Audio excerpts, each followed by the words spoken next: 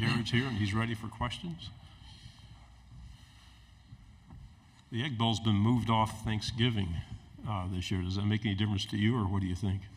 I mean, I don't think so. I think it'd be nice for everybody to just enjoy that time with their families and then still be able to enjoy the game that weekend. So, you know, I think it'll be pretty good. I guess I know all the fans and stuff, they're used to it. So, you know, you'll have to ask them if they feel some type of way. Front row here.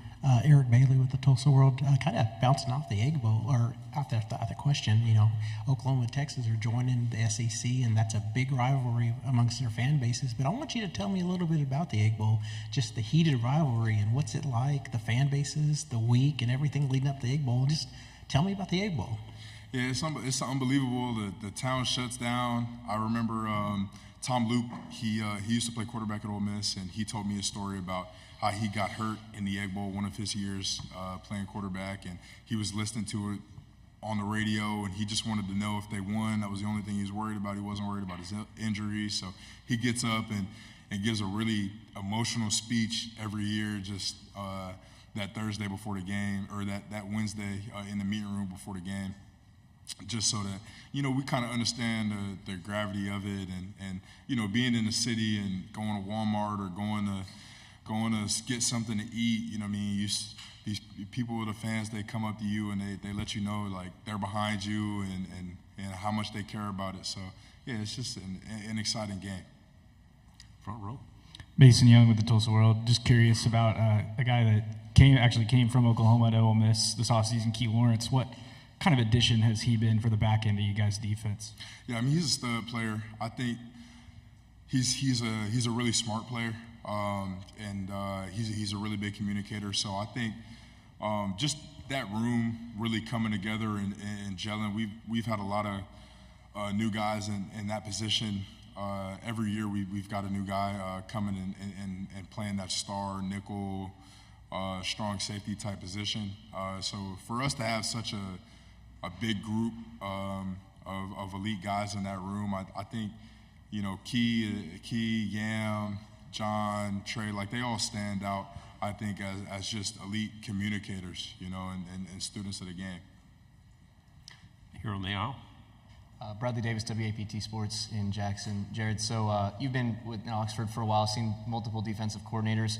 What is it about Pete Golding that is able to attract a lot of these players? I'm sure you're looking at it like, man, how are you bringing all these dudes in here, right? Because the defense is really stacked this year. Yeah, it's interesting. Like, if you've ever met, like, the cool frat dude that everybody rocks with, you know, like, he just, like, has that vibe about him. Like, he has a certain level of confidence that is, like, I feel like contagious and infectious. Like, it makes you feel that type of confidence. Then on top of that, like, I think his ability to simplify such a complex defense and you know, such a complex game is second to none. I think that, you know, his ability to just take, you know, what he's trying to get done and schematically and explain it and bottle it up into these little categories that he does and make it easy for us to understand, I think it's elite. It's truly a skill. Yeah, I mean, I've gotten, you know, balanced better playing for the guy. Front row. Kaylee Jo Hummel, OU Nightly. What advice would you give the Oklahoma team as a whole about playing in the SEC and playing in Oxford specifically? Yeah, I'm not sure. I've got this question a few times today. You know, I think just, you know, play ball. You know what I mean? Just, you know, keep working and enjoy it. Enjoy the history of it, and enjoy having a logo and doing different stuff and going different places and making different connections with it. I think just, you know, take it all in is what I would say. You guys are getting a lot of preseason attention. What's the key thing you need to do in handling that? I think it's just keep doing what we're already doing. We take that 1-0 type of mindset that you know, every day is a new season, every day is a new game to us, like, and we're just trying to win the day and stay in the moment. And I think trusting that, you know, the compound interest on that will turn into what we want it to. Okay. Front row here. I'm just kind of curious, what do you know about Brent Venables, his defense? Were you recruited by him? Just how familiar are you with Venables and his defense? So I'm not very familiar with him personally, but I actually grew up a Clemson fan. Like as a child, I've been to a bunch of games. I actually was like on TV, like storming the field, standing behind Ben Boulware at home and stuff. And I took a video of me like, you know, posted up with Coach Venables. I was just a fan. Yeah, that's to the extent I know about Coach Venables.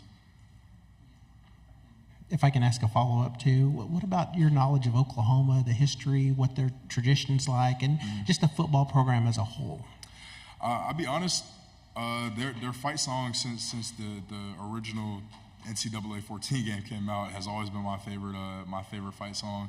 But besides that, man, I'm from Suwanee, Georgia. You know, that's all the way across the world to me. You know, so I'm sure they got a rich tradition. Obviously, they done had multiple Heismans in the past decade with Baker and Kyler. So, you know, excited to you know add those guys to the conference. I think it'll just, you know, make the SEC even greater than it already is.